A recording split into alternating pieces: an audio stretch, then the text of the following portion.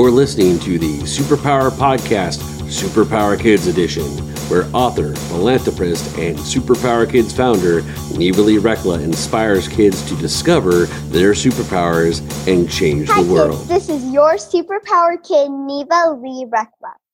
And today we have an amazing guest, Gabrielle Grae.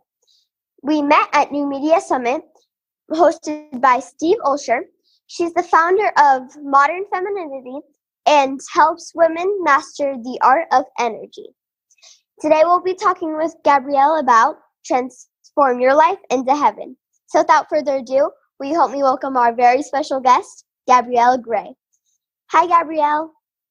Hey, Neva. How are you? Oh, I feel so great and so excited to be on the show with you today. Yes, I'm super excited to have you, and Callie is too. That is awesome. I love his little cape that he's wearing. He's a super dog. Yeah, she does not like outfits though, so. Oh, Oh, okay. It's gonna be fun. So, what are your superpowers? My superpowers are love, and mainly helping women to love themselves to the max and then find a partner to share that love with. That's a good superpower to have. Thanks. So, what does heaven mean to you? Heaven to me is honestly, as much as, the first thing I want to think of is like, oh, it's a place, I immediately pictured like, oh, the ocean or the beach. And while all that is true, while we can be in a place that is beautiful, that's inspiring, that's like our jam, like heaven could be at an amusement park, right? Mm-hmm. Disneyland, that can be heaven. Yeah.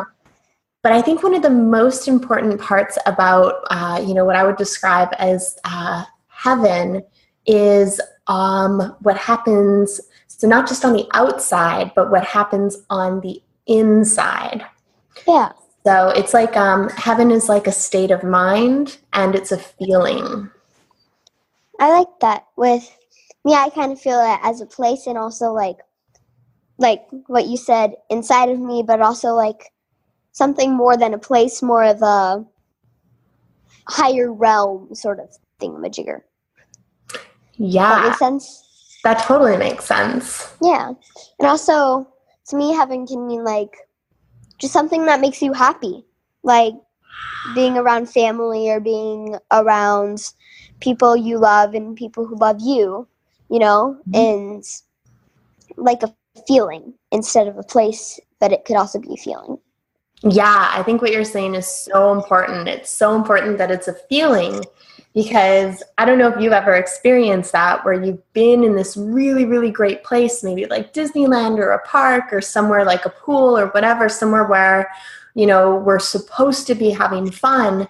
But if we feel icky on the inside, if we have, the voices in our head is not saying the nicest things, if we don't feel well, if we're not feeling good inside, then it doesn't really matter where we are on the outside. Exactly. Yeah. Yeah, you have to have a good feeling within yourself and a good feeling like around you in order, like what you're saying is spot on, because you can't be somewhere that's supposed to make you happy, but then you have an icky feeling inside. Yeah. So how do you help people with energy? I know I introduced you helping women master the art of energy, but how do you do it? Okay, cool. Well, for one, I explain to women and I explain to people about this whole kind of secret world of energies. And it's one way to look at it. And it's one way that I have noticed that when I started to think about the world this way, it made me feel more powerful. It made me feel like I had more options. So what I like to talk about is that we all have these, and this is just one way to look at things, okay? So we all have these different energies that we can access, and we have masculine energy and feminine energy. Yep. And doesn't matter who you are, you definitely have both, because these are like vital life force energies. It's kind of like the yin and the yang energies, like, you know, the Chinese yin yang, that little symbol with the, so it's like we all have both. So what I do is I educate them. So what is masculine energy? Masculine energy is our energy that takes action. It's action energy. It's when you have an agenda, when you have a plan, you want to get it done, you're thinking, you're rationalizing. Giving is also masculine energy. So to give of ourselves, it's an action. It's masculine energy. And then feminine energy, and one is not better than the other. They're absolutely equal, and they're just a little bit different. So feminine energy is all about feelings. So feelings, it's also about expression. It's about creation. So like, you know, doing any kind of art or dance or anything where you're like, there wasn't something there before and you created it with your body or with your words or your thoughts. That is feminine. It's also feminine to receive. So the art of receiving, you know, receiving help, receiving compliments, you know, it's so easy when people say, oh, you know, you're so great. And it can be easy to kind of, like, oh, am I? Or I don't know. Or so it's the art of being able to be like, oh, I received that. That, first of all, feels true and good to me. So I'm going to receive that. And thank you. And then feminine energy, the biggest superpower with feminine energy is intuition. Ooh, that's good. Yeah, my mom talks about that a little bit in the Superpower Experts community. I think what you're doing is really cool. Really fast, how long have you been doing it? Well, technically, professionally, with the company that I have now, I've been doing it for about 2 years. Wow. But unofficially, I've definitely been helping women in my life for the last, I would say, 10 years. I would say it's like longer than I've been alive. Yeah, that's true. How old are you right now? 8. I'm going 9. I'm becoming 9 in September 22nd. September 22nd. Ah, exciting. Okay, cool. Yeah, I'm excited. That's fun. So, who are some of your influencers? Like, are you an influencer of yourself, or is there other people who have helped you become who you are today? Yeah, absolutely. So one of my main influencers is the woman that I studied under. I studied under this really sweet woman. Her name is Rory Ray. And she's been in the industry for, I think, at least 20 years, helping women to really love themselves and then to, you know, attract that ideal partner and husband into their life. Yeah, that's cool.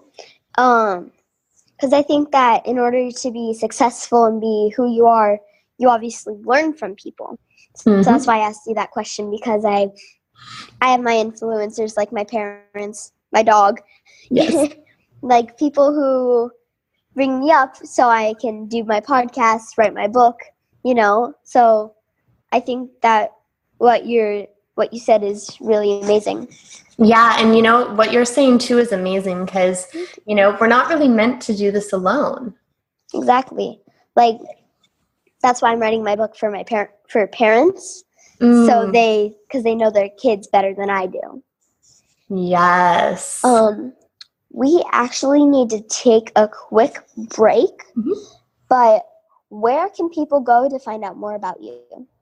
Oh, okay, yeah. They can go to www.gabriellegrae.com, and Gabrielle is Gabrielle, and Grae is Grae, and they can go to /special, and they can, you know, learn about me, and, you know, they can use the coupon code SUPERPOWER, superpower and have a free chat with me if they would like. Awesome. Well, go check her out because she is amazing. So we'll be right back.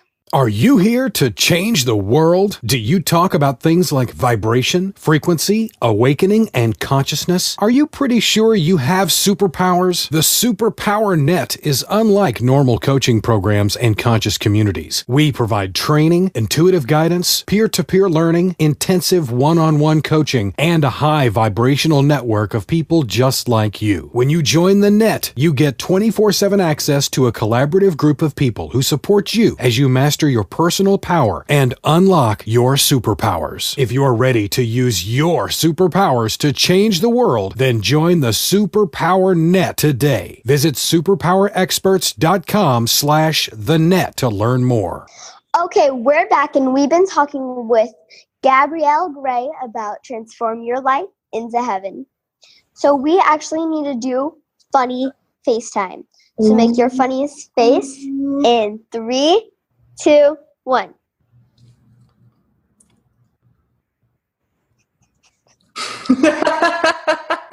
See, Callie can't really do a funny face. She makes funny faces sometimes she has a habit of sticking her tongue out when she's relaxed. She goes, yeah. Our kitty cat. I would say that's a funny face. He lost one of his front fangs. He cracked it, so we had to get it removed. And don't worry, it doesn't hurt anymore now. He's totally safe and okay. But sometimes his little bottom lip hooks onto the front of his face, and it gets stuck. And he'll just be sitting there like this, and he's cross-eyed. So he's like, funny. It's so funny. I lost this too. Oh yeah. So whenever I swallow, my gum, like the back of my lip, goes into the hole where my tooth is growing in. So it feels really weird. So I kind of get his feeling. Oh, man. That's funny. So I have a couple of questions for you, and then we'll move on to Super Neva questions. Okay, cool. So what were you like as a kid? Ooh. Okay, so as a kid, I was very, very outgoing. I was very silly. I ran around a lot. I had a lot of energy. I loved making up dances to like music and like performing. I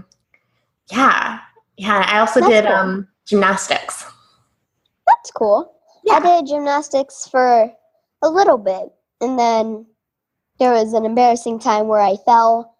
I was moving on to the high bar from the low bar. Yeah. And I remember just falling on my butt. And I remember being super embarrassed. Luckily, like, I didn't do any competitions or anything. So luckily that wasn't in a competition.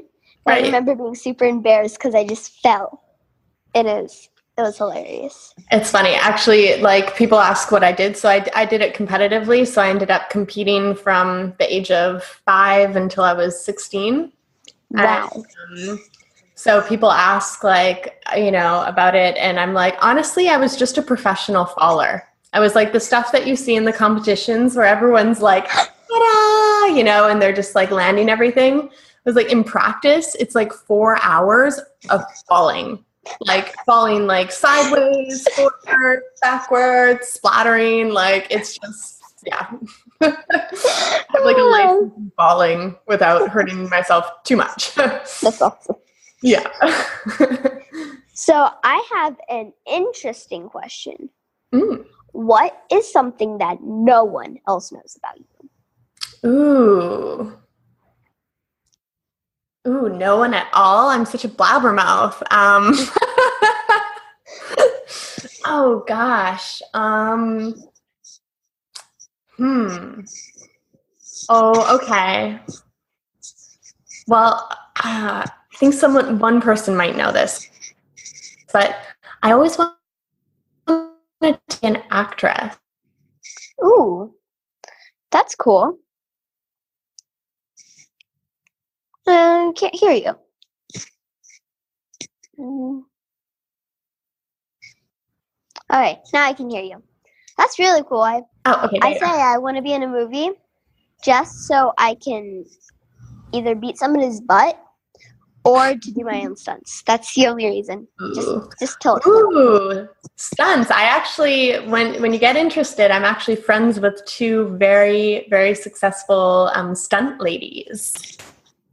Whoa. Yeah. After this interview, you have to give me their information. That's awesome. I will. All right. So how can kids transform their lives so it becomes like their heaven? Okay. So this is a huge thing. I want kids to know that being your own best friend is the most important thing in the world when you're a kid and when you're an adult. So what I mean by that is, I guess I'll give you a little bit of examples of what it would mean not to be my own best friend. So if I'm not my own best friend, I'm going to be really hard on myself. You know, if I cry and people see me and they laugh, you know, that's hard enough as it is. But what can be even harder is me saying to myself after, that was really bad of you, Gabby. Like, you shouldn't have cried. Now those other kids saw you and laughed. Like, there's something wrong with you. You know, saying something mean like that to myself. Or to compare myself against other kids. Oh, why don't I have long, curly, big black hair like that little girl? Or why don't I have long legs like that little girl? Or why don't I have, I'm not really good at soccer like that girl over there. So when we compare ourselves and when we're not very nice to ourselves, then that's not really being the best of friends. Yeah. And in life, we can't control what other people say or do. But the one thing we can learn to control and the one thing we can learn to get really, really, really good at is to say and be the best friend we can be to ourselves. And I'm talking like in the privacy between your own two ears, like in the privacy of your own head. So, being your best friend and then asking for help from the right people. That is some amazing advice, because I also know that there's times that people are their best friend or they're not their best friend. Like you can be a mix of both. Yeah. Something people tell me a lot is I'm very overprotective of my dog. And before we do Super Neva questions, I want to share a story. But they say, okay, now pretend your dog is you. And so I'll be more overprotective of myself. Not like too overprotective, but like, I'm my own best friend. Yeah, that's a great way to think about it. Yeah. I like that. Yeah, so the story I'm going to share is one of my power stories, you could say, because it makes me laugh. So cool. I think that I'll tell a story and then we'll do Super Neva questions. Cool. All right. Ready? Yes. So the story is basically my mom and I and the dog were going to a park.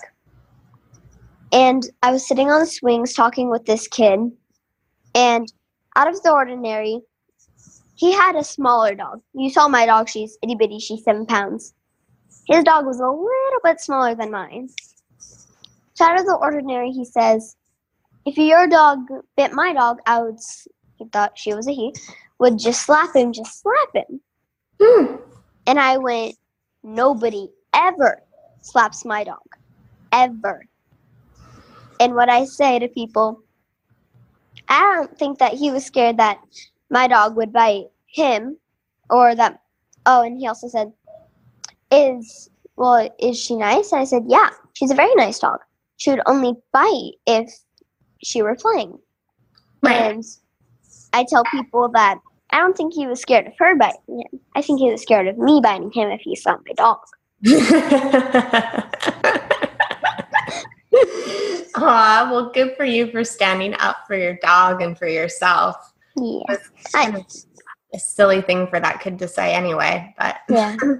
But I was like, that's how overprotective of her I am, because like she's my dog. I love her. She's small.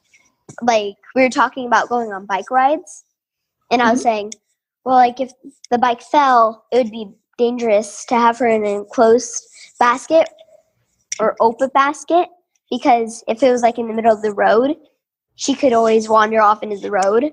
Or if it was a closed basket, she could risk getting even more hurt, because, you know, she would not be able to get out immediately as the bike fell. right. So we were talking about that. So anywho, we need to do Super Neva questions. Awesome. I'm going to ask you questions as fast as I can, and you have to answer them as fast as you can. Okay. Are you ready? I'm ready. What's your favorite color? Purple. What's your favorite animal? Cats. Would you rather live in a giant pool full of marshmallows this big, or live in a real working hot tub full of hot fudge? Ooh, marshmallows. Same.